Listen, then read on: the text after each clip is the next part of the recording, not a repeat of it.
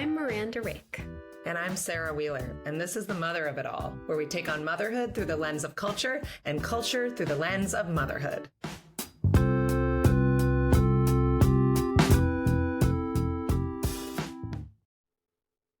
Hello. Hello, how are you? Like just bonkers, man. Mm-hmm.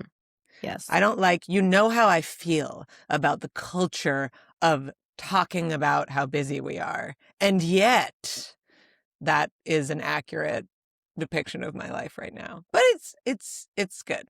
I'm reminding myself that like the best tool for me in like kind of scattered times is super intense loud music. Oh. And so I do feel like more centered because before I got on here, I put on the vinyl single that I found, just a total gem in a stack of crap. That is it's all the Jodeci song Fiendin' from like the 90s. It's like literally 7 versions of it. Whoa. And I just crank that up and it's like, 35 minutes of just pure emotional release. Nice. It's like Freebird, but it's time. something else. Yeah, it's somebody, it's how somebody feels that way about Freebird. I guess a lot of people. For me, that's Fiendin', 7 Fiendins. Yeah. So like right now I'm good. That's one my live Freebird is like 7 Freebirds, Is that true? Yes. I've never heard one live Fiendin'. If I had a time machine, like first I would kill Hitler, and then I would go back and attend a Jodeci concert before they broke up. So, those are in that order, probably in that order. We have to have, well, if you have the time machine, does it matter what order you do it in, Right. Like the consequences of Hitler are here, right? What's a few hours? I mean, what if you kill Hitler and then there's no Jodeci? Right. The butterfly effect. Right. Great. One of our finest Ashton Kutcher movies, and obviously a very important concept that is true. Yeah, I mean, right. And would you accept that trade-off? I mean, yeah, it's probably worth it, but I think, well, as a Jew, I'm conflicted. No. Before we go down that path, that slippery slope anymore, you don't want to follow me further? No, I do. I do. I had a question about so we've been sick so much this year. I think everybody has. Do you have a cold again? I do have or a should cold I say again or still? I don't know what the again. Right no, this is definitely a new is. one. Oh so, and God. I was do you read the Your Local Epidemiologist Substack? I do. Yes. It's like sometimes I read it against my better judgment because it's she like was our freaks me angel out. in COVID, and she still has things to say. Yes, she's amazing. I think sometimes it's like, do I want to know that flu is surging? Like, I don't think it's better if I don't know, right? I think unless you have like unless there is a high stakes medical reason to be hyper aware of trending diseases, I would say no. But right, like if I'm going to put my kid in an N95 every day at school, right, but I'm not because we don't have a reason for that, right, right. But so anyway, she tells me personally, she tells me, I mean, I read her Substack the other day. Your best friend. Yeah, and told you parasocially. She told me that there's like a thing, like a virus that's like RSV that's going around called like HPMV or HMPV or something like that. Is it HMV? Like the old, that's probably where I bought my first Jodeci album. It's not 4 to letters. Bring us back. Okay. No, it's 4 letters. And anyway, I was like, well, I got this thing. And I was like, also like every cold is weird. Like it's not like, I feel like it's such a gift when I get just like a regular cold where you're like, oh, I sneezed and then it went into my chest for a couple days and it was 5 days. I'm a little stuffy. It's over. And like, I just don't get those anymore. I only get weird things. Like, I don't think there are any normal colds anymore. It's only weird. It's only like it's like lice. You know how like there's no more regular lice? They're all super lice. We're scared. That like can't be killed. Oh my God. That's what colds are now. Yeah, when I was reading about this one, because I mean, and I don't know if that's what I have, but I'm like, oh, I had been thinking RSV, but I was like, I think we had RSV in like December, so it's weird that I have it again. And then she's like, here's this virus that's actually making the rounds. And I was like, oh, it's probably that. And so totally self diagnosed. Who cares anyway? Because there's no Yeah, treatment. But like, nobody cares. it was kind of I mean, I interesting to care. read I care. about. It's like interesting and validating. And like, it was like this virus was discovered in 2001. And you're like, what? Like, it's just I know there's new ones all the time, but it's just like it just feels so frustrating and Are you irritating. like sad nobody told you for this long? I just What's I think it feels so new. Like I'm just like, "Oh, damn it. Like can't we just cap it? Can we be like this is it for viruses. We're at maximum. We can't have any new ones for 100 years." Like Oh, okay. that's what I Yeah. would like. That's my wish. Okay, that's Or we sweet. get like a more Yeah. powerful Tylenol that like I've been Mm. taking a lot of Sudafed and ibuprofen, but like I get like a turbocharged or Right. something. If anything, I feel like we've made drugs less potent because, like, apparently Yeah, people get addicted to them. It's like you basically have to like take a class in order to get the good Sudafed. it's true. I mean, I do stockpile that stuff. Yeah. When in fact we need it more than ever. It's Yeah, it this is a is miracle drug. When it wears off, I know it was working. yeah. But I feel like all I do is see drug commercials. Like that's mm, literally all. If you, I don't know if anyone out there, I know it's not you, Miranda, but it watches regular I'm gonna television open this. or Sorry. Yeah, these no. days, but it's all drug commercials. And none of them are for super colds, and that's a problem. Yeah, I really am ready for that cold vaccine. Like I know Yeah. they were working on it and I'd like to have it, but Do you think it's because of a little thing we like to call nobody cares about moms? ooh, and children. And children, right, which Yeah. are mom's responsibility, so Moms and therefore yeah. children, probably. Right, Yeah, right. except for Like, if other people were moms. getting super dick colds, if there was a dick cold Oh, there'd be that, so many drugs for that. that was resistant to our, Yeah. ibuprofen, don't you think they would have figured something out? Oh, yeah, like, if you couldn't use it for, like, a week or Your something. dick? Yeah, Mhm.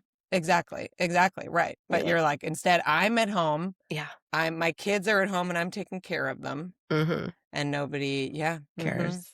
Alright, let's get It's just something to think about. I don't know, yeah, super let's meds march. or that's where I We should am, yeah. march on this. I know. I feel like we should let it die too. It's like I feel like a broken record in cold season where you're like, "Not again." I don't wanna speak for the people on the other end of the line, but I'm gonna go ahead and say I think, like, mothers of youngish children cannot hear stories of, like, horrible colds enough. Like, it's like it Yeah. is we cannot be identified with enough. Like, the need is too great, so I don't think you should silence yourself. But Thank you. I do want to unsilence our guest. Yes, I know. Me too.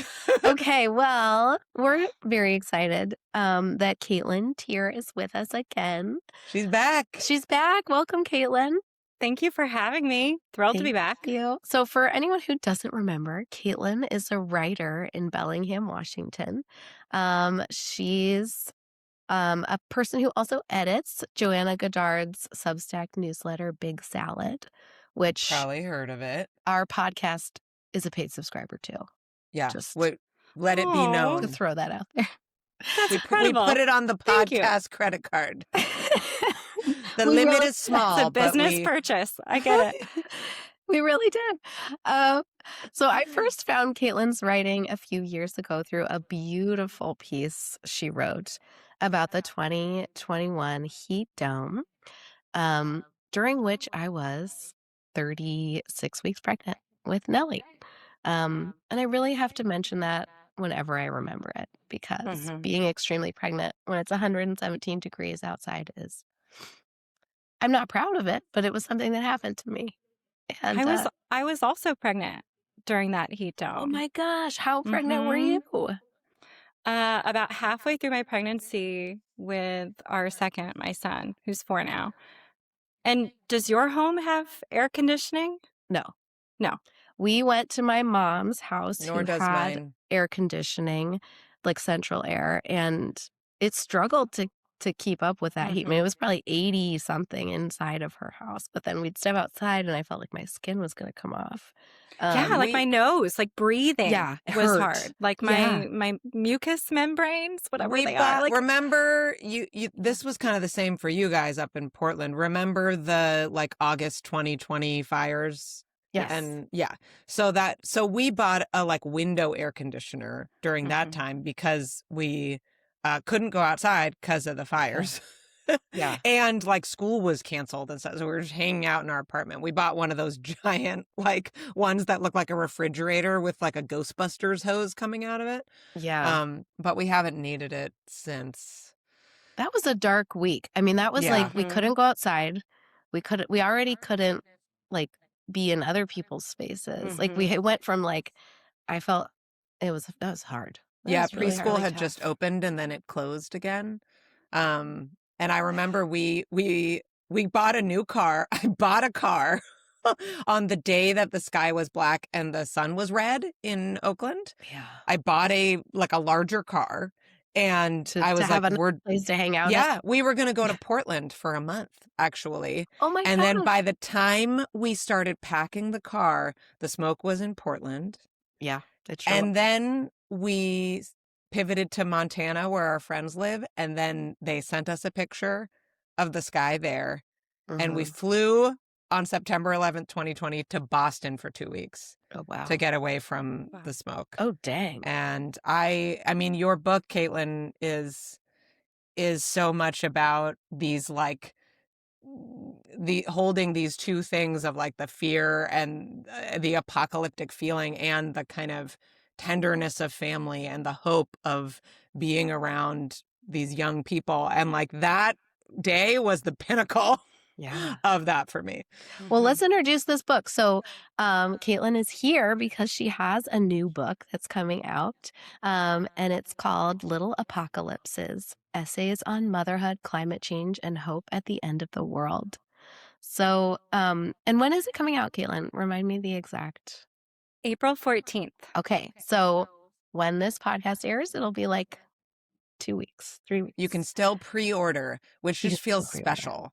Like you Um, go pre-order that really helps authors actually. I just want to say It like the does. pre-orders like predict things and tell everyone they're cool. And it also feels pretty special to get a book on pub day. it's true. Putting that out And you there. get your Yeah. little notification email and you forgot you bought it. Yeah. Exactly. Get a present for your It's future a self. surprise gift. You Yeah. will be delighted when you Yeah. get to the mailbox. So, Kaitlyn, your book, both Sarah and I loved it. And it's Thank you. so kind It's of so like good. kaleidoscopic and narrow all at Mm. once is how it felt to me. And I took so many notes and I scribbled down so many quotes.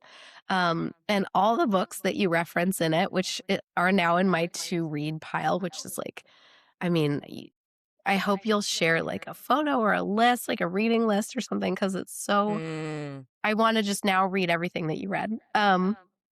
So there's so many moments of discovery in your book, but one of my favorite things about it was, and kind of like that I think will stay with me for a long time, are all of these little phrases that you gathered and kind of almost seem to build the book around. Hmm. And there's one I want to talk about in particular first, but I just want to share first a few examples of these concepts and phrases that you explore. So I was struck by muscular hope, worldly embeddedness, Hmm. maternal ecodistress, the concept of the mother tree, maternal time as separate from like our kind of everyday experience of time, the concept of ecological compassion, apocalyptic mindfulness, Hmm. limited agency, and then the concept of is it green third shift or third green shift? No, I can't. Oh yeah. I think it's third green shift. This is not a test. But Okay. I always get it like Right? Like, I can't hold it because yeah. right, because it's like the second shift, but then it's Right. third. You're So, modifying the third shift. I don't know. yeah. So if there's one of those that you really want to talk about, feel free. The one that I really want to dig into first that I've been thinking about a lot and talking to friends about Mm. since reading your book is that one, the third green shift. Yeah, well, first, that's such a lovely list to hear back. Like, thank you so Oh, much for reading through it. If I may, I think I'd love to talk about maternal ecodistress, since I think which it's we talked about on this podcast last time you were here. Did we? Yeah, that Even though we were paper. talking about hobbies? So maybe it was after we stopped recording. I It's relevant. talked to you about that paper. Yes, the Coral Lab. You yes, pointed me in that direction. because I was like, this is Yeah, so interesting. And it is. it Yeah, is. please talk. And yeah, I think it's a useful way into the book. And it's a concept that brought such relief to me the first time I heard it. Like, to have a name for what I was experiencing in early motherhood and to know that I wasn't alone in experiencing it. So, maternal eco-distress comes from the work of Dr. Allison C. Davis, who is a therapist and researcher of maternal mental health. And as you know, she works with Dr. Arlie Athan at the Cora Lab. And together they investigated the mental health impacts of the climate crisis on new mothers. And I think you and many of your listeners are probably familiar with the term matrescence, which, like adolescence, is like that major life transition and the massive shift in identity that people go through when they become mothers. And that experience can affect every aspect of a person's life. And one of the ways that it does so is that it can kind of open you up to these like big philosophical questions. And for me, in my experience of becoming a mother, those questions I was drawn to were really quite existential in nature. Like, not only did I feel like I have this like life that I'm responsible for, which is just wow, very existential, but also just grappling with the reality of raising a child who's growing up on a planet I know to be imperiled. And in one of the early essays in the book, I write about the maternal eco-distress I experienced in pregnancy and in postpartum. I was pregnant with my firstborn, our daughter, in 2018, when the UN released its climate change report on the impacts of 1.5 degrees of warming. And it's like since been called like the Doomsday Report. And it called on governments to make like rapid, far-reaching, and like unprecedented changes to every aspect of life. And headlines were like, the planet has till 2030 to stem catastrophic climate change. So I'm like in my third trimester and like counting on my fingers, like to do the math of how old my child will be in 2030, just 12, not that old. And even though I was like a person who composted and took the bus or the bike to campus where I was teaching at the time, or like doing small lifestyle changes and voting for pro-climate candidates, like I just was hit with this urgency, this fear and this grief that like the climate clock is ticking and I have to take action. But like as a new parent, I had such a like a narrowed scope of capacity for making change and taking action. Like I was just like excited to take a shower. Do you know what I mean? Yes, I do. Yeah, I totally Yes. missed that report because Griffin was born in December of 2017. And Okay. so I think I was like, head under a rock. Yeah. And it didn't let up like postpartum, then I'm like breastfeeding and doom scrolling through some of the wildfire smoke that you mentioned. Globally, we've just seen disaster after disaster. My own community has experienced heavy rainfall and flooding, extreme heat, smoke. So enter maternal eco-distress, the term that Dr. Allie Davis has proposed with Dr. Athan. And it names how becoming a mother can intensify environmental concerns. You're reflecting on the world that you're nurturing for your child. And for new parents, this can understandably cause mental health risks, like especially if a person is isolated or doesn't have enough support in their caregiving. It can drive people to really toward burnout through pursuing like perfectionistic and self-sacrificial lifestyle changes. Yeah, that was such Basically an just interesting piece of it when you were talking about like the effort that moms go through to do the cloth diapers and Oh, or Yeah. to just like evaluate the purchases you're making for this Yeah. baby. And you're like, does this have plastic in it? And like, what crib protector is Yep. best for this or that? And like, when sustainability becomes another standard you're worried about, it Yep. just, it So exacerbates all the new problems parents sometimes I face. find myself on the like 7th hour of trying to find something used, And like then you on give Facebook up. You just, Marketplace, being yeah. like, 100%. I just need to buy a new radio or whatever. Right. Like I Right. have, Yes. this is crazy. The amount of time it takes to find Mm, secondhand or sustainable options. huh. And so that's the green third shift, right? Right. That time, Yes. that effort, that Hmm. mental load of like, and decision making. I mean, I think about how it like increases your decision fatigue like Right. exponentially when you're kind of adding that factor and right, the guilt of like if I buy new clothes for the kids or if I can't find used shoes that fit that In the they'll right Yep. wear. size. Yeah. Yep. Yeah, Yeah. it's really like when mom guilt and climate guilt combines, or like maternal anxiety and climate anxiety, like it comes together in a way that can really, turn up the heat and put the pressure on new parents. But the one thing that Dr. Davis and Dr. Athan say is that it can also be a really positive thing to experience Mm, this shift in matrescence.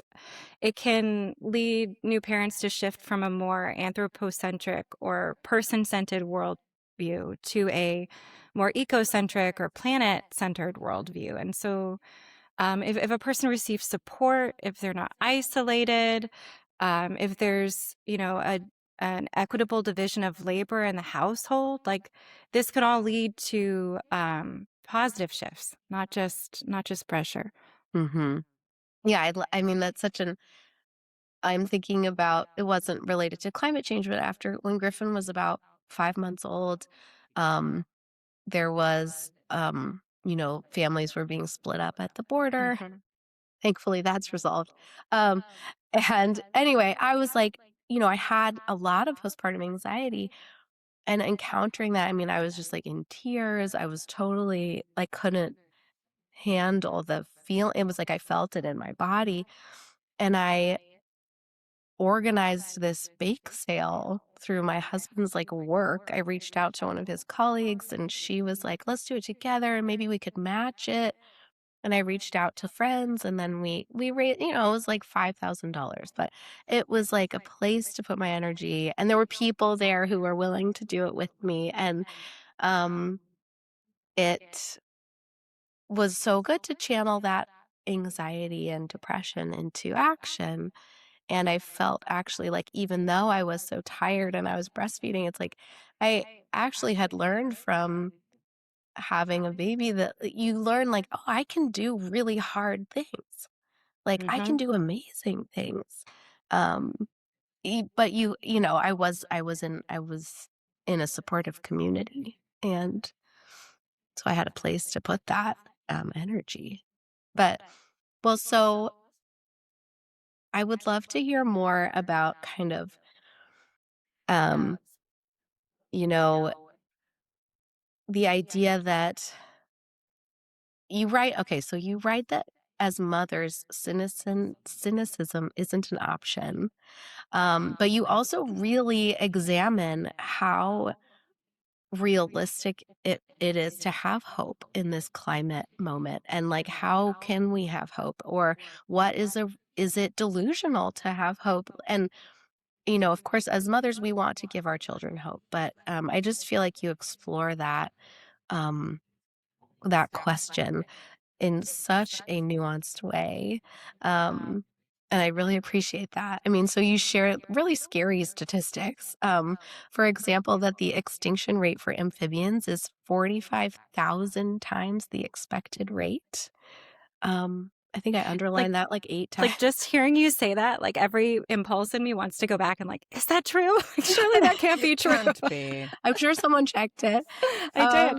It seems crazy. So, but you interrogate what kind of hope it's possible to have and whether it's possible to approach parenting and caregiving as climate action. Um, so, where are you with this question today? Kind of, you write also, you use the phrase truth without trauma. Like, where are you in this dance? That's such a great question. And thank you for asking, because I think it gets at the heart of the book. And I just want to acknowledge that thinking about and talking about climate change can feel really frightening and overwhelming, because it is. And so many of us are already experiencing or have experienced its impacts firsthand. So it's easy to become overwhelmed, and I've tried to be thoughtful throughout the book in terms of how and when I present information that might provoke difficult climate emotions. Um, and I think there's maybe an impulse to try to like rush through those emotions Mhm. that are difficult and to just get to the hope, to be like seeking reassurance that in the end everything's going to be okay and we can just like get back to business as usual and carry on with trying to make it through the day. Mhm. Um, but activist Greta Thunberg says that hope must be earned, and moral philosopher Elizabeth Cripps adds that to earn hope, we must first face reality. And so in the book, I've really tried to kind of like come alongside the reader and be like, we can look at this together. Like, we can face this mess that we're in together. Hope is a tricky thing to talk about.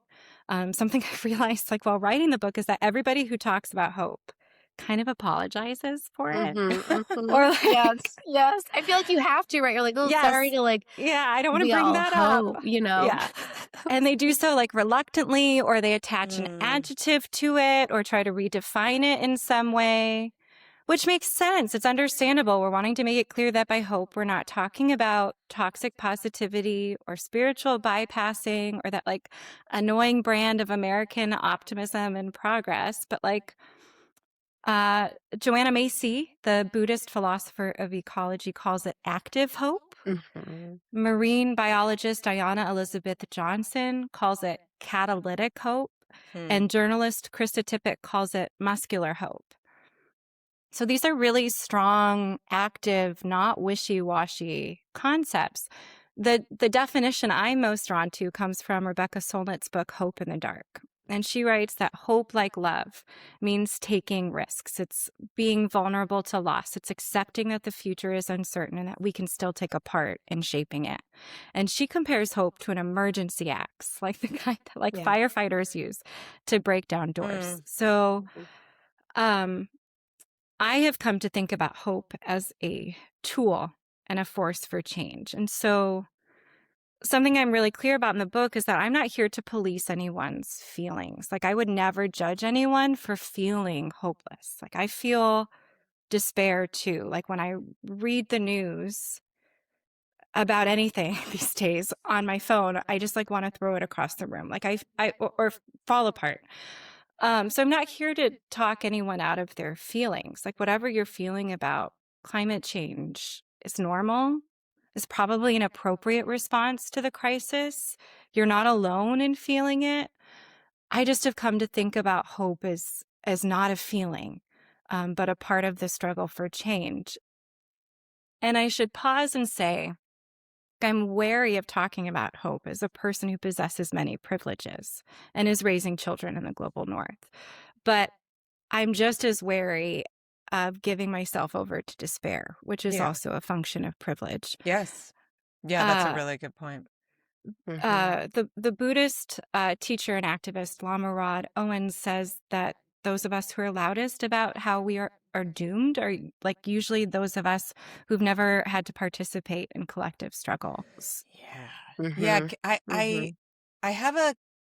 I've been thinking about something to that end in reading your book. And that is kind of the connections I see between a lot of the themes you're talking about and the disability world. Like, you talked at the top about motherhood, kind of this climate grief as a mother, kind of turning into activism. And I think a lot of, disabled parents of disabled kids talk about kind of these stages of kind of grief and confusion and Mhm. denial, and ultimately for a lot of them, advocacy. And then there's this other piece. There's a disabled ecologist and artist named Sonora Taylor. I don't know if you've seen her work, but she has a book called Disabled Ecologies that came out Mm. a year or Mm-hmm. two ago. And let me see. I am just like nowhere near as smart as she is, but I'll try to see if I can summarize, Please. what she's saying. One of the things she's talking about is that, well, that the disabled world and the disabled community has a lot to teach the rest of the world about dealing with climate change. So that's kind of that first piece connected to this piece about who knows about collective action, right? It is our marginalized communities a lot, right?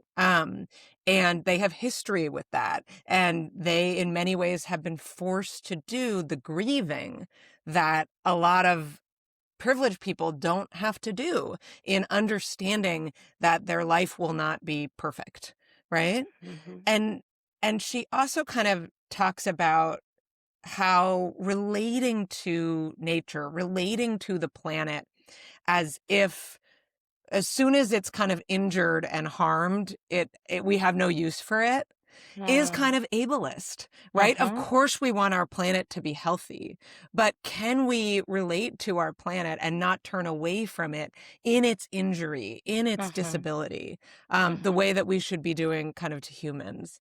And I just find so many interesting things in that, like that it provides a window into relating to this world. Because part of my disconnection is kind of the overwhelm, right? And the kind of like, how can I love my world if there's not any birds in it, right? How can I love this kind of dirty street, even though I want it to be different? You don't wanna fall in love Um, with a frog and then, like, it'll be one of those ones that goes extinct because it's, like, right, such an right. overwhelming number. You're like, "I better not love any frogs." Yeah, no, I'll let Caitlin respond, but yeah, No, mm, Sarah, that's beautiful and so profound. I'm glad that you brought that up. Um, I'm thinking as like an educator, we would talk about the impact of making accommodations for students with disabilities, and that very often these accommodations were not just beneficial to the students with disabilities, but to Right. everyone. And I think we see Hmm. that as parents. Like curb cuts are great for people who use mobility devices like wheelchairs, but they're also great for parents with strollers. And um, so I think there's a real opportunity for solidarity there between those communities. And, I just keep coming back to as I worked on the book, like, parenting is not sustainable in our society. Like, it's just not. Or we're not set up, as you said earlier, to care about mothers and to care about children. And I think those same forces that make parenthood feel really hard for all of us, but for some more than others, certainly depending on whatever identities you might hold. Those same forces are exacerbating the climate crisis, Mm. and like it's all. I mean, you want to talk about it together because it's all connected because it is. yeah, I'm thinking about, like, Katie Beck, who was on our show, and I just think about her work all the time in building child-friendly cities, and, um, really those cities are climate friendly too Mm-hmm. because her one of her biggest concerns is air quality, for kids because they breathe, Mm-hmm. I think, 4 times more they take in, Mm-hmm. like, 4 times more air than we do, just little lungs, and they're right at exhaust pipe height, Mm-hmm. and, um, she also would say that building a child-friendly city or an infant-friendly city benefits everyone. It benefits the elderly, it and thinking about how true that is of climate too. It's like all of it works together, right? Like you make Mm-hmm. caregivers' lives easier. It involves things that have this kind of wide spectrum of positive impact. Hmm. Mm-hmm. Well, I want kind of thinking about caregivers. I wrote down two quotes that kind of circle this concept a little bit. And I would love to have you just like speak more about them. So first I'll read the Sure. quotes and then maybe you can kind of explore them a little bit. So first, you write that caring for my young children wasn't a fairy tale, but it was a portal through which I was reintroduced to the everyday enchantments of the natural world, which really resonated with me. Like, there's nothing like going for a walk with a toddler. Um, I never have known my block better than when I was walking with like a 2-year-old. Mm-hmm. And then you quote Italian philosopher Elena Pulcini. Is that right? Nailed it. Okay, good. So she wrote, care can become the revolutionary value to counter the challenges threatening humanity and to build an ethic of the future. So I'm thinking about these two together and kind of, um, we talk a lot about the revolutionary power of like caregiving, everyone who's kind of in this writer space that I think Sarah and I occupy and that you occupy, talk a lot about this. Lucy Jones, literally, I mean, matrescence really is a battle cry, to basically tear down like our existing, uh, ways of being and start fresh with, from a maternal perspective. So I'm kind of curious. I often get overwhelmed when I feel so idealistic about that. Like, because we live in a dark time politically. Mm-hmm. So kind of, can you speak a little bit about those ideas and how you hold those ideas in this kind of very depressing moment where it feels like things are really going backward in a lot of ways? Yeah.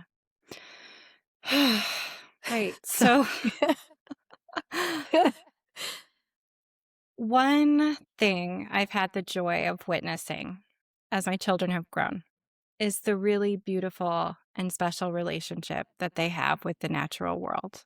Like, young children are so full of wonder and eager to pay attention to other creatures in a way that adults often are not. Like, even very tiny ones. Like, you mentioned going on a walk with a toddler. We have almost collided, all of us, like on our bikes before, because my kids just had to stop yeah. to like usher some slugs and snails, off the sidewalk in the rain. Um, and so they relate to the natural world with such gentleness and curiosity and care. And one of the things I'm desperate to do as a parent is to resist the cultural forces that would have me parent that out of them, to uh, to force them into a way of relating to the natural world in a more rational and Western worldview, one that's been so shaped by colonization and capitalism. And what I want for my children is to know the earth is more than a natural resource, but to feel themselves as in reciprocal relationship to the more than human world. And so part of how I'm trying to do that, like both in my life and in the book, is thinking about language and storytelling. And in a sense, like, one of my projects, I feel, is to reimagine the stories I'm telling my children. Like, can I revise and rewild the stories I'm passing on to them about the world and our place in it in ways that shape their imaginations for change? A really concrete example of that is that the Indigenous botanist Robin Wall Kimmerer, who is the author of Braiding Sweetgrass, which is a truly life-changing book, talks about how we need to learn the grammar of animacy, which is the refusal to speak of other beings, of plants, trees, animals, other life forms, rivers even, to refuse to speak of them as objects, but to instead learn to speak in ways that ascribe personhood and rights, and to understand that these are beings that are not just acted upon, but that act in the world and have agency and are so worthy of our respect and care. And so you might say to a child, the trees are waving at you, or the river swims by. And that might like sound weird to our ears and take some getting used to. But the effect of that is that it disrupts this hierarchy where humans are privileged above other species. And that hierarchy, not coincidentally, is also tied up with all of the other hierarchies that say that some humans take privilege over others. Mhm. Yeah, And so, I'm thinking of Sonora Taylor again, yeah. who writes about how we have this hierarchy of animals in that the ones that seem more human, like, Mm, apes and chimpanzees and stuff, we attribute more intelligence and more value to them, you mhm, know, and we do, we take care in how we treat them and what we test on them, right? And we'd be mhm. sad if they died, but like a chicken, forget about it. And yeah, that those it's really interesting to think about how those natural world kind of hierarchies are reflections of the ones in the human world. Yeah. Hmm. And the shift in grammar, it brings these beings into our circle of moral responsibility. Just like another way of saying our circle of care, Yeah, I which love that. brings us, like, if you want to talk about care, and Pulcini is a care ethicist, and in my research, I've come to see how an ethics rooted in care has so much to contribute to finding our way through like this crucial moment that we're in. Hmm. One of the devastating aspects of the climate crisis is that it is just a gross injustice. The the nations that are most developed are the highest emitters of greenhouse gases, and the least developed countries who are least to blame are bearing the greatest burden of the effects and have the least resources with which to do it. And UNICEF has called the climate crisis a child's rights crisis, Hmm. Yeah. because of how it disproportionately affects the world's children, in part because of their developing brains and bodies, like in all of the ways that you mentioned, Miranda, Yeah. about their lungs and about how air pollution affects them.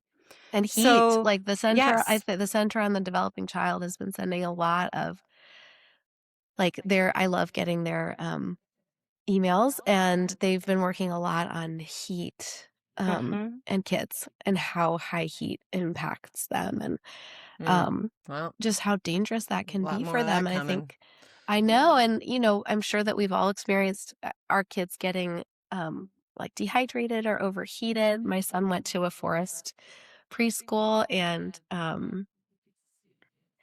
there was one day when I haven't really seen him like that. It just can happen so quickly to small Hmm. bodies, and Hmm. they can get dehydrated so fast. And I think as parents, like, there's just a learning curve there where you're like, okay, like, what does it mean that it's 105 outside? It's like it Yeah. doesn't just mean like we need to Mm. get AC. It means just learning a whole new thing. Hmm. And then there's like every aspect of life, like school disruptions from disasters. Like the statistics on the amount of school days that children are missing because of climate disasters is astounding. So I think as parents Hmm. and caregivers, like this should move us to act and to do so cooperatively as global citizens. In Alyssa Strauss's book about caregiving, When You Care, The Unexpected Magic of Caring for Others, Yeah. there's this chapter about Darwin's legacy. And she kind of seeks to set the record straight where, like, we all think of Darwin and think survival of the fittest, but that's not a phrase he actually used, Hmm.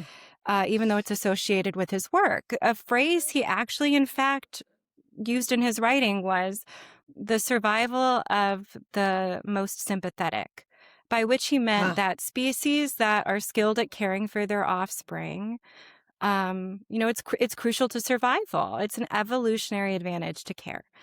And I think that is still true. And I think that caring for each other, for the more than human world, and acting cooperatively are like still just our best hope out of this mess.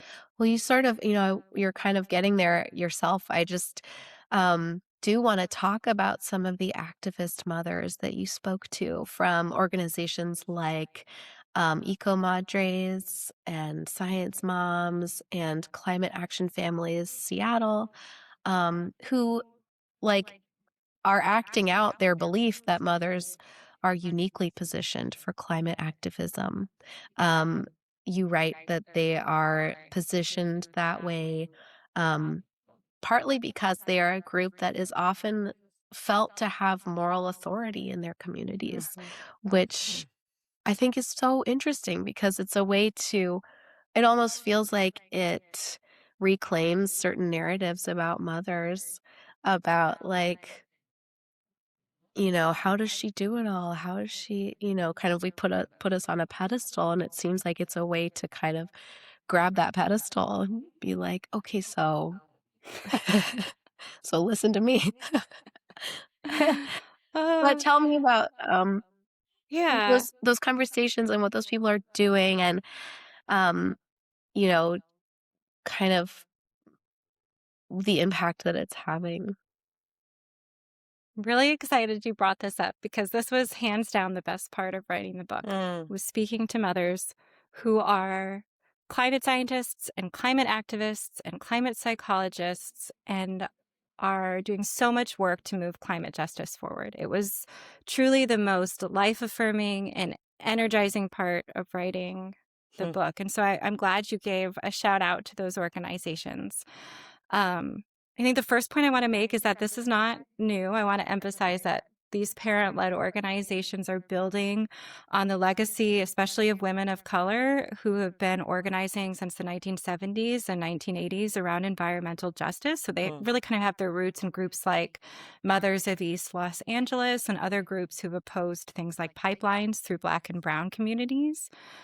Um, but these parent led organizations, like if you just for a minute stop and think about like what an environmentalist looks like, Right.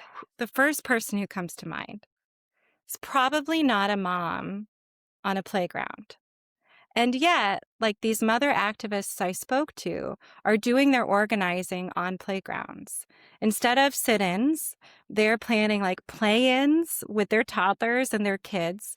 And they are showing up to protests with diaper bags full of snacks and bubbles and activities. And so I think it's something powerful happens when moms talk to other moms as trusted messengers, when parents talk to other parents about climate change. It is personal. It becomes about working together to protect our children and our community from pollution and to give them a really stable climate in which to live and grow. These groups are doing super cool things too, like working with school districts to convert bus fleets to electric from diesel and to improve HVAC systems in schools so that our kids are breathing cleaner air when they're learning. They are also like taking on the plastics industry and trying to support bills that would mean that corporate polluters pay to clean up their own messes. mm. And, Yes. they've got these really great lines too, like, like moms teach kids to clean up their messes. Like we've got to teach polluters to clean up theirs. Mhm. And so that they kind of have like a sense of humor about it too.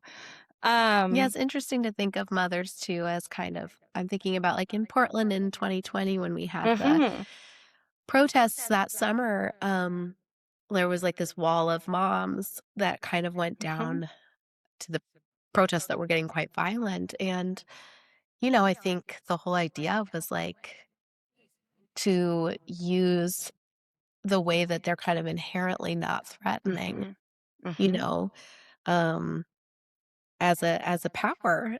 Um, instead of taking it as a weakness, sort of trying to use it as a power. Um, One of the activists I spoke to named that and said, especially as an organization of predominantly white women, we can take certain actions that just don't read as aggressively, especially like when we show up with our kids. That Mm. is a lever that people can pull. But then maybe there's listeners who are like, I'm not really even great at recycling. So how am I going to Yeah. be an Yeah. environmental activist? Like I right. and to that, uh an author, Mary DeMacher, who wrote like at the Parent's Guide to the Climate Revolution, said something Mm, like, at this stage in the climate crisis, if you have 3 minutes, please just like call your representatives and throw the peanut butter jar in the trash. Like, it's great if you can do both, but right now we really need parents to take that love that they feel for their children and use it as like a motivator to take collective action. And I think, the other thing I want to say about this um, is that you've kind of mentioned like a little bit like the super mom idea and like uh it really these organizations are trying to say like no you don't have to be a super mom. You Mhm. just have to like join in with what other people are already doing. And they really make it easy and accessible to kind of plug in and find your role. Yeah, I have some of that anxiety, Yeah. listening anytime someone suggests I do anything really. Just do something, But just do something more, I'm something like, more to add to your life. I'm not gonna moisturize. But thinking about I have a friend who, I was talking to, what are you gonna do this weekend? She's like, oh well, I'm taking my son on the train to Sacramento to go to a climate protest. Um, and I just felt this like inadequacy, like I suck because like I just want to hang out at home on the weekends. And like I would find that really exhausting. And like my kid doesn't like big crowds. And how would I do that? And so I think obviously it's like, well, there's multiple access points. Always. But it's interesting how we're always kind of dealing with this line between,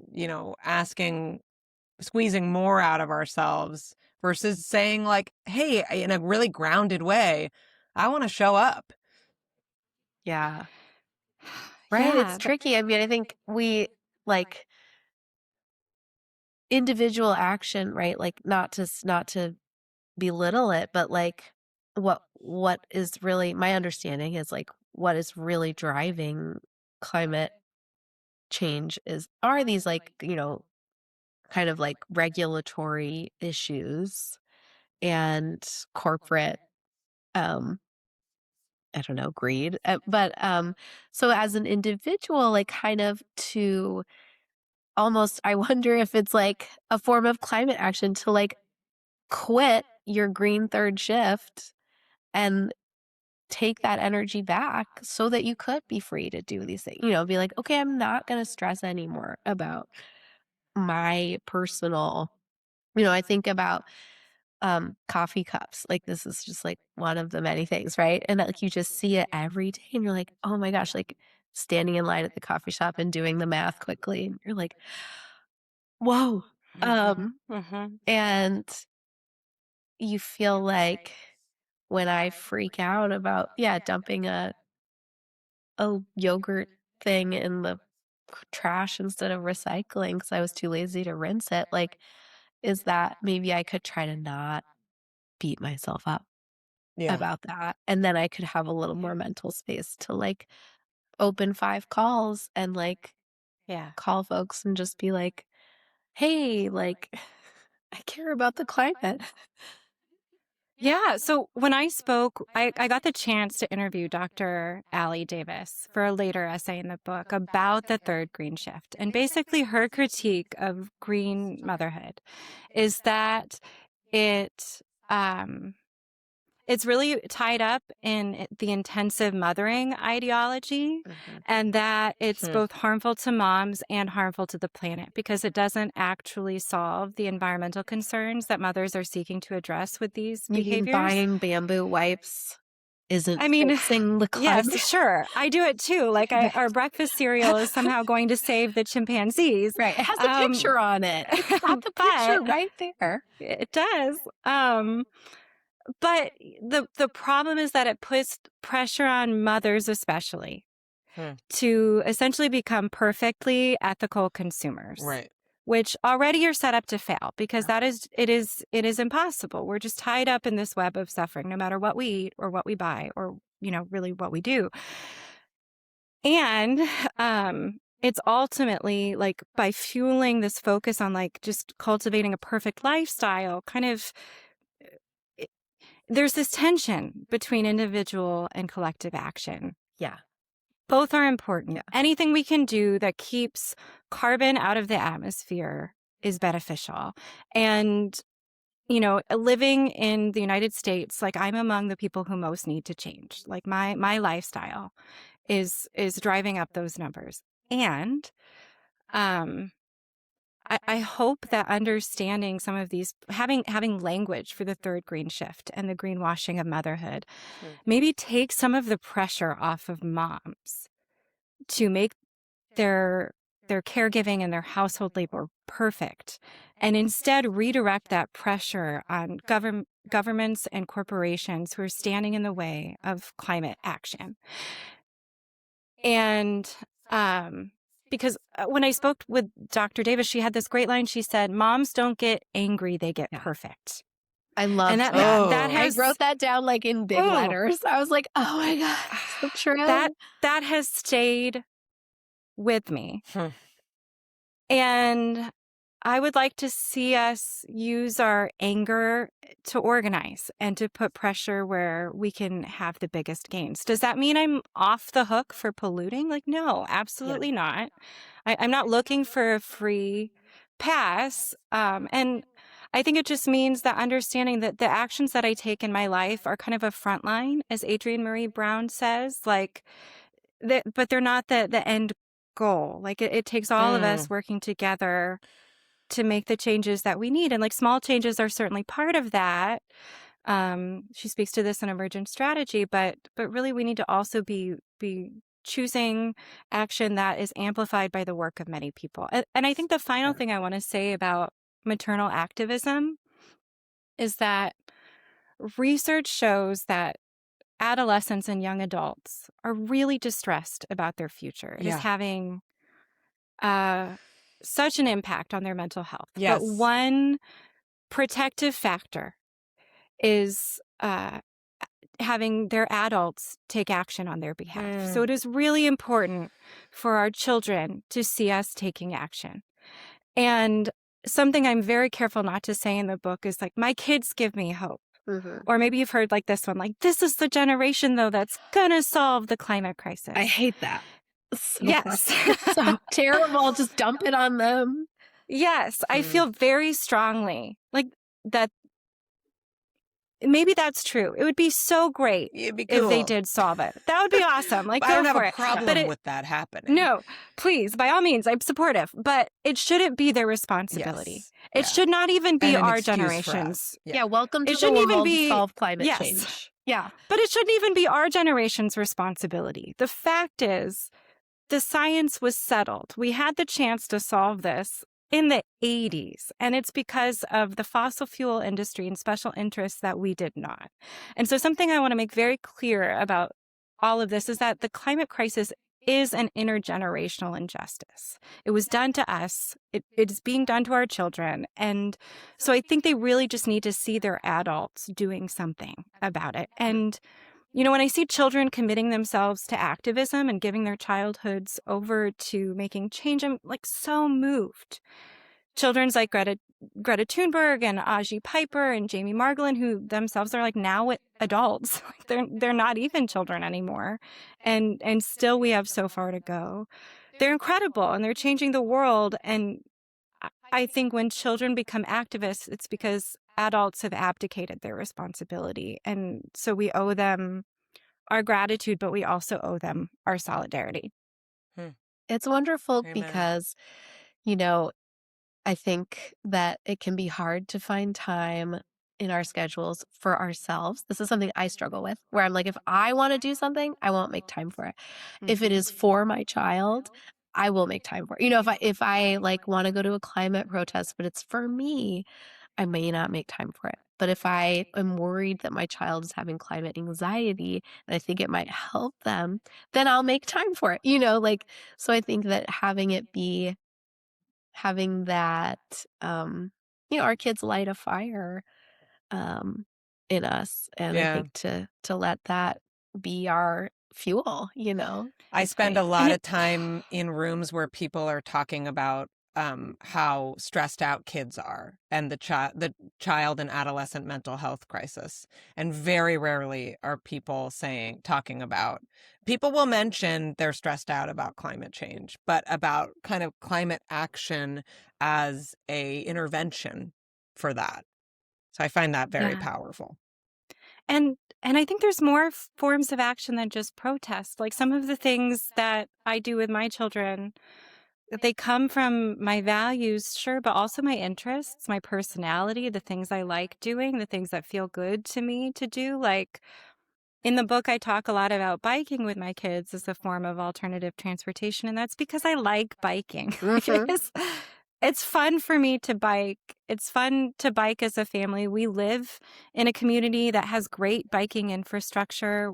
Like Yeah. Portland, we kind of have like our neighborhood bike bus to get to the public school. Like these are things that are fun and that feel good. And they're also a different way forward.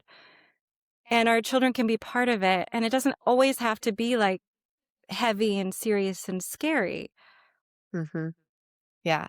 I mean, you write a lot about camping in the book, and I think, kind of the pleasure of valuing the natural world. Like, and that's pleasurable for me and for the kids, and that's time to it checks so many boxes kind of um to just get out into nature. Um and Yeah. to let them love it and not be afraid to love it. And to be part of acts of restoring our local environment. Like Yeah. my children, one of the summer camps that they go to um, is sponsored by our local salmon enhancement project, and they learn about watershed health and what we can do to protect wild salmon population. And then, like we watch these little salmon fry grow in a tank in the library, and we then go to the creek and like Yeah. participate in releasing Is them. this a Like these Pacific are Northwest beautiful thing? things. That's Yeah, happening in It our is. library too, where we there's little salmon eggs and the kids have been watching them, and then I think the we don't fifth have graders salmon here. no salmon eggs But in we do the have there's a neighborhood tree planting event once a year. It's like I live in like a very urban environment. Sure. There's lots of plants and stuff, but uh There's plants. but and We have I plants. want someone And else to probably take my kids camping. I want them to have that experience. But there are lots of little pockets for this and kind of urban versions of that too, just planting something and watching it grow, Yeah. Probably there are lots of front yard gardens there. totally. And Yep. yeah. Yeah, there's like a little area under the freeway near us where like a neighbor has started a GoFundMe to make a little tire garden, and she's made these Cool. tire planters that she's painted to put plants in. And I was hoping we could do like a helping her out. But we're also like on Saturday there's a community garden day at my kids' school, where people can come help plant things and tend the garden. And And it's fun it's to learn something. about like pollinator. Like there are fun like we put up a little bird feeder and like trying to build a habitat so more birds will Yeah, but you come. got to Like watch for rats. I know. Yeah, I put it in a that's what not I've rat spent a lot of place. time on bird feeder Reddit. No, I know. I My know. mom had a rat issue. Sorry, mom, to out you, but she had a rat issue with hers. It got pretty gnarly, but I think mine is in a good place. Also, Good, we have a send me lot of your notes. coyotes. A lot of coyotes around here. So, Kaitlyn, I'd love to hear any culture recommendations you have before we Sure. have to jump off. Okay, great. It's always just such a great opportunity to mine the brains of, fellow moms about what you're enjoying or what your family's enjoying these days. Yeah. Are you watching The Pit? I don't like human bodies. Okay. And their Fair. and is that Their so I hear it's not misadventures. for me. Okay. Well, But is it awesome? I mean, sure. Yeah, probably not for you. There is a lot of medical gore. But it's the one show that I'm watching right now, and I to heard there was me, a measles plot line that was there very was a measles political. plot line. Yeah, I Ooh. mean, all of it is in its own way because every aspect of healthcare is impacted by social issues. Yeah. And yet these like skilled medical providers just show up and they give such powerfully beautiful care. Like it just restores my faith in humanity to watch these people working in an underfunded environment and just treating every human that comes through the door with such respect and dignity and competence. It is a beautiful thing. I love to see it. So that's one. Maybe I'll try it like when I get a shot, I put an ice pack on the back of my neck. This is a trick a nurse Did you taught get me. your flu shot? I don't maybe. No. It's okay. But Next year. But I could do that while I watch an episode of The Pit and see if my vasovagal response calms down enough to get me this sweet entertainment and care modeling. It is really just, it's It's beautiful. And then one show we've been weirdly watching as a family, which is like not current and very maybe unexpected, is It Cake? Oh, we love I in hear this that the house. children We love believe in this Mikey Day, show. and we have watched every Is It Cake season, every holiday special. Spinoff, yeah. It's Is heaven. it? We love it. Is there like a competition element, or is Yes. it just like fun? It's a competition, but there's so much love. Okay. It's like it's Was the it like sweetest Bake Off kind of competition. vibes? It's like that level of love. Yes. And kids, but kids. No, it's not Or kids. kids just like it. Kids just It's like adults. It's But like my adults. kids are 7 and 4, and it kind of feels like the first show that we can all watch together that is like programmed for all of us. Yeah, that's so around when the nice. first season came out. It was like the age of my kids when we started watching it. And you We're get to loving watch it. Mikey Day grow as like a host and it like Mhm. and like get comfortable. Like at some point very With that knife. Yeah, with the knife. But also like with the human aspect of it and like his role as kind of like a leader and a holder of this community. And like there's some point, I think in the end of like season 2, where he just, I think completely organically, I think maybe when like the last person gets kicked off or whatever, is just like, I love you guys. I love you. No. I love you. And it's like it is so natural and so sincere and like you believe it and you're just like, I don't, yeah. It's an cake or extremely not? joyful It is show. Sounds amazing. Human connection. Yeah. That sounds And- delightful. The last thing I'll recommend is just animal facts. Mm. Just animal facts. Is there like a book that you love about? So, I mean, I feel like that's the thing with like every kid's book in the nonfiction section. It's just like everywhere I look, animal facts. And my daughter listens to the Yoto Daily while Yes, I falling love asleep. Yoto Daily. I do too. We do sometimes and then sometimes not. And like, I'm always trying to get my kids to listen, but it's like, you have to be cool, right? It's like, oh, do you guys want to listen to Jake this morning? Like, or, I and do then not it's know like, what you guys are talking about, but this sounds cute. the Yoto is a screen-free audio device that I love, and the kids So it's love like it. the Yoto player. Yeah. And And it the has little daily radio That's show. cute. It's like a podcast. I don't know. It's like 8 minutes long or something. That's And the cute. host is this guy Jake, and he's just like the best. They did this cute advent calendar But thing. on Wednesdays, are there not? Oh no, yeah, Go it's ahead. like Sorry. no, that it's like so he does like things where it's like through the week you can follow like sometimes it's a riddle, like it's like you'll get a piece of the riddle every day, and then on Friday you get the conclusion, or like in December they did this verbal advent calendar where you got a word every day to tell a story.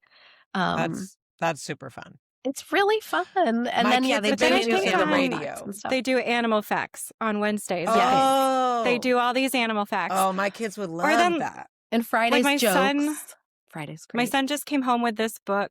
It was like called Sharks, A Mighty Bitey History. Oh yeah. Cute. And like one of the facts in the book is that sharks, get this, they predate trees Oh wow. and fire. No. Whoa. Hella What? old. Someone This fact is what check I'm this. saying. Like I'm gonna animal listen to this. facts. I Like, wish there I was just- like a kids radio station because I've talked about this on the show, but I did try to find it used. It was not an example. That was real. But I finally broke down and bought a $10 like AM FM little portable cool. radio from Amazon.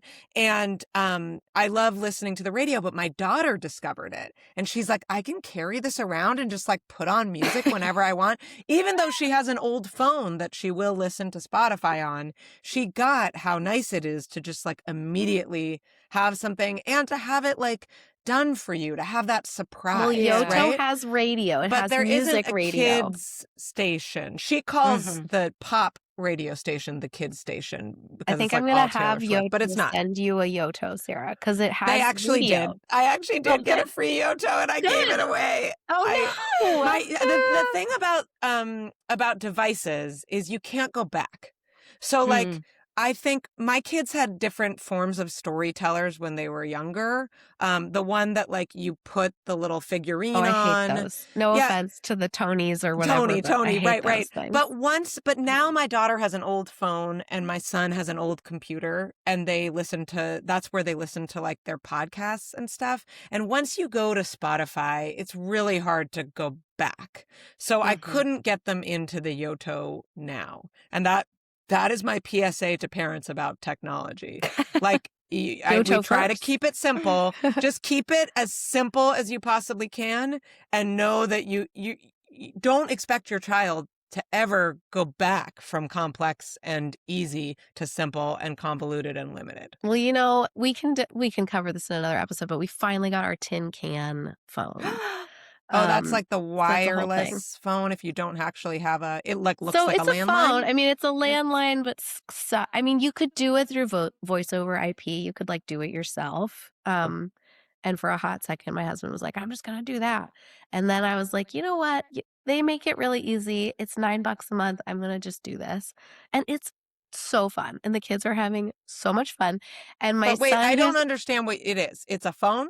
It's like It's a phone. It's a phone. It plugs into the wall. Okay. It's a little phone, but you control who can call it and who they can call. Oh, So okay. you have to enter contacts to be like approved. Got it. But they've got like their grandma on one speed dial. They've got grandpa on speed dial. Oh, And I speed had to take dial is aunt smart. off speed dial because it was like too much because they were trying to call their cousins all the time. Yeah. But we have the it's landline, really- and we have like a list of numbers that my daughter wrote out on a little piece of paper on like a stand. Yeah, But I speed think dial would be a good idea. speed 'cause dial is kind of it's nice. it's a And lot it's its for them own to get like 10. little network, and it's been Oh. super cute. And it's kind of funny how like, so my son's 8 and he has a friend who just got like a phone, like a legit phone. A cell Which is, phone. like, yeah. Cellular And phone. Wow. It's just one in the whole second grade, just one kid. But and so he started being like, when am I gonna get a phone? And that was the first time he'd ever asked. But it was of course because a friend did. And I said, well, you're getting a phone. It's A right tin here. can. It's a landline. But it like worked. Like he was like, You tricked I him. just said like, you have a phone too. But he does have a phone. Yeah, he does. Anyway, does. it worked for now. It worked for now. I'll Yep, take it. that's all you can do. Do you Yeah, guys have a the landline, worst- Kaitlyn? No, but we have our own little like network here in Bellingham called like Telehamster, What? which is like a tin can alternative, and we've thought about getting it. But yeah, the worst lies that I like tell my kids are always app related. Like, Yeah. I'm like, Yeah. oh, it's broken It right now. doesn't I don't work. know, iPad it's not only working works right on the now. airplane. It It doesn't work in here. the car. Yeah. Can't figure it out. I'm sorry. Yeah, we have a lot of toys that have broken. They don't make noise anymore. You Oh, can still yeah. enjoy them, but unfortunately, they don't make noise anymore. Because mommy smashed them against the wall. It happens so Because I fast. removed the batteries. We snipped the wires. Anyway, well, Kaitlyn, thank you so much. This was so Aw, fun. Thank you. And I hope I've loved it. everyone buys your book because it's really fabulous. I mean, This book is a it's treasure. It is. It's so Thank written you. with so much care, and it's so thoughtful. And I feel like there's just so much I'll be thinking about for so long. So thank you. Thanks for having me. I'm such a fan.